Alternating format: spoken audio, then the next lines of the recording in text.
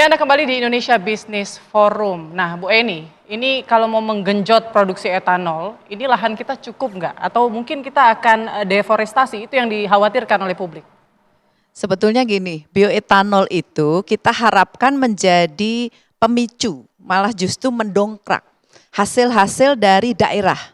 Karena kita tahu bagaimana caranya mengolah bioetanol, menjadi bioetanol itu berasal dari berbagai sumber bahan baku. Bisa dari tadi tebu, bisa dari singkong, bisa dari sorghum, bisa dari jagung gitu ya. Nah, kita itu punya daerah-daerah yang menjadi sentra tanaman tersebut. Jadi misalnya Lampung itu ketela.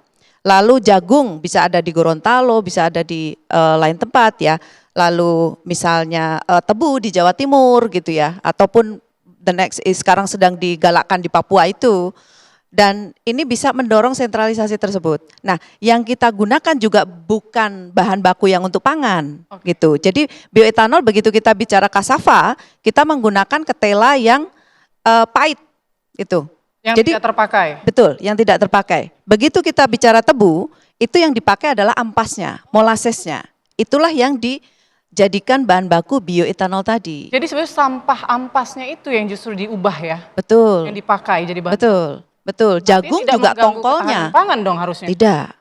Justru misalnya semakin banyak kita produksi gula, ampasnya itu semakin banyak juga. Disitulah bioetanol bisa naik. Ini peristiwanya seperti di India. Gitu. Jadi sumber bahan baku bisa terdorong dengan lahan yang ada dan malah desentralisasi juga ini mendorong pertumbuhan tenaga kerja di lahan ya. Untuk bisa dilakukan, dikuatkan begitu. Nah, nanti mendorong pertumbuhan pabrik-pabrik yang mengolah menjadi bioetanol. Targetnya ada berapa pabrik nih, Bu? Dari 3 yang sudah mampu ya, akan digenjot sampai berapa perusahaan? Jadi gini, kalau targetnya itu E10, kira-kira 2-3 tahun ke depan, kita prediksi konsumsi bahan bakar yang non subsidi itu sekitar 20 juta. Jadi 12 juta. Jadi di situ 1,2 juta kiloliter menjadi target kita untuk E10. Nah di situ kita menghitung ada tambahan sekitar 18 sampai 20 pabrik lagi dari yang existing. Ini bisa membuka lapangan kerja baru. Betul. Oke. Gitu. Baik, saya beralih ke Pak Bambang. Kalau Pak Bambang sendiri melihatnya gimana nih, roadmap-nya, kemudian inputnya seperti apa? Saya pikir tadi yang dijelaskan Prof. Eni kan udah jelas itu, bahwa terkait dengan roadmap.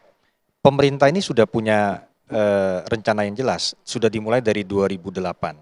Nah, per hari ini saya pikir ini kan bagaimana keberanian daripada pemerintah untuk mengeksekusi apa yang sudah menjadi planning sejak 2008 tersebut. Dan saya melihat problem sekarang ini adalah terkait dengan persoalan sosialisasi, informasi. Jadi dari yang penjelasan yang disampaikan oleh Prof. Eni, kemudian Pak Dadan, lalu kemudian Pak Tri, saya pikir nggak ada yang salah dengan barang ini. Gitu loh. Bahkan sekali lagi saya melihat banyak hal positif yang didapat dari E10 ini ya, terkait dengan investasi ya. Ini akan ada investasi tambahan karena untuk memenuhi sampai 2 tahun ke depan, 3 tahun ke depan 1,2 juta etanol ya. Ini diperlukan paling tidak 20 pabrik yang sebarannya akan ada di mana-mana.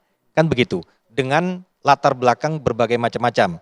Bisa dari sumber tebu, bisa dari sumber jagung, bisa dari sumber singkong. Saya kasih contoh begini, di Bangka Belitung 10-15 tahun yang lalu banyak bermunculan pabrik pengolahan tapioka dari singkong. Tetapi tutup, karena kenapa? Ternyata harga yang bergejolak. Tetapi kalau ada etanol untuk kebutuhan fuel grade, untuk fuel ya, untuk fuel, tentu ini menjadi satu buffer ya mendasar terhadap kebutuhan, sehingga kemudian saya pikir ini menjadi alasan untuk industri-industri seperti itu untuk bertahan. Karena kenapa? Variasi penggunaannya banyak, bukan hanya foodnya adalah untuk barang yang bagusnya, tetapi ampas-ampasnya itu dipergunakan untuk etanol. Jadi barang ini kan bagian daripada optimasi produksi. Baik. Pak Bambang, kalau memang Pak Bambang bilang tadi sebetulnya barang ini tidak ada yang salah, tapi kenapa SPBU swasta Banyak Itu yang keluar. harus kita pertanyakan. Saya sampaikan, tidak ada yang salah dengan etanol. Semua, saya sebut saja merek, ya. Mau Shell, mau BP, mau apa lagi, yang di luar itu, Exxon, mereka itu terkena dengan namanya mandatory. Di India, di Thailand, di Filipina, di Eropa, ya, di Amerika, di Brasil dan seterusnya, itu ada mandatorinya dan mereka jual kok. Ya, tapi kan mereka Itu fakta. mereka mempertimbangkan soal spesifikasinya ini loh. Nah, maksud saya terkait dengan persoalan itu kan urusan antara perjanjian bisnis mereka, antara SPBU swasta dengan Pertamina. Ya udah, biar aja itu urusan mereka, jangan itu menjadi kemudian persoalan publik. Itu biar aja urusan mereka. Dan hari ini kan saya dengar bahwa Pertamina itu sudah sangat terbuka melakukan tender pengadaan untuk mereka, untuk BP dan juga untuk Vivo sesuai dengan spek mereka. Yang saya dengar juga OE-nya, owner estimate-nya untuk penawaran juga berdasarkan mereka. Kalau ternyata penawaran yang dilakukan oleh para supplier terhadap bidding kebutuhan Exxon, bukan BP dan Vivo, itu harganya di atas mereka, itu nggak sah, di tender ulang. Saya pikir ini artinya sudah memperhatikan persoalan kualitas dan juga memperhatikan persoalan harga. Sehingga tidak membebankan kepada konsumen. Karena kenapa? Patokannya adalah OE. OE-nya adalah OE mereka. Saya pikir ini sudah fair. Jadi biarkan saja. Biarkan saja ini proses berjalan antara para SPBU swasta dengan Pertamina. Yang paling penting segera dilakukan satu kesepakatan bisnis di antara mereka.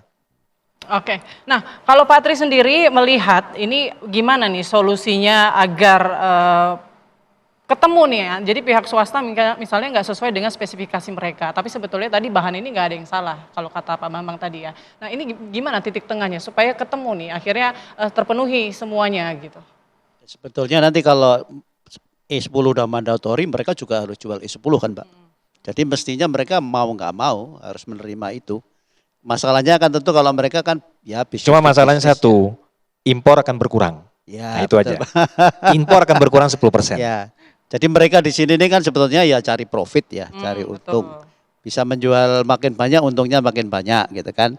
Tapi tentu harus tunduk pada spesifikasi yang berlaku di sini. Contoh misalkan, sekarang menjual bensin yang tanpa etanol itu ada spek migas yang harus diikuti. Kalau nggak ngikutin spek migas kan nggak boleh dijual. Gitu kan. Jadi mereka selain mereka punya spek sendiri, mungkin juga harus mengikuti spek yang berlaku di suatu negara. Dan memang ada risiko ya. Kalau mereka memang menerima bensin dengan kadar etanol 3,5%, itu kalau mereka menambahkan aditif ke dalam bahan bakarnya, itu memang ada kenaikan dosis. Ya baik itu untuk paket deterjen, untuk lubricity improver dan sebagainya, mungkin akan naik kalau 3,5% ya 2 kali lipat. Tentu itu akan berimbas ke cost-nya mereka. Kalau mereka nggak menaikkan harga, artinya mengurangi margin kan gitu ya. Baik. Jadi mungkin itu menjadi salah satu pertimbangan juga bagi mereka untuk menerima atau menolak. Oke, saya ke Pak Dadan. Pak Dadan, ini transisi BBM etanol ini apakah tidak akan membebani masyarakat soal harga mungkin dari seluruh kegiatan produksinya, biayanya? Harga itu kan tentunya ditentukan oleh biaya produksi ya. Biaya produksi itu dipengaruhi, yang paling penting adalah bahan baku. Tadi Prof. Enia menyampaikan ya kita diversifikasi bahan bakunya. Saya sih ingin menambahkan di situ, kita tingkatkan produktivitasnya.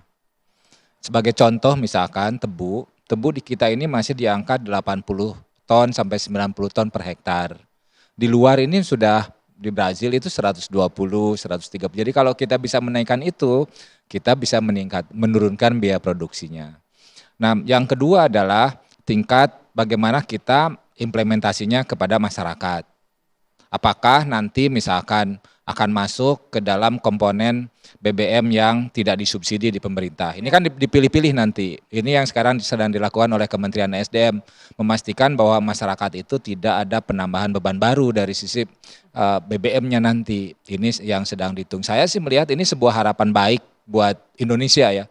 Apalagi sekarang dengan kegiatan-kegiatan yang di daerah gitu. Jadi ini kalau kita bisa dorong seluruh lapisan masyarakat itu bisa ikut kontribusi dari mulai petani, kemudian investor, kemudian pengusaha, kemudian juga sampai ke badan usaha yang pengadaan BBM. Oke. Gitu ya.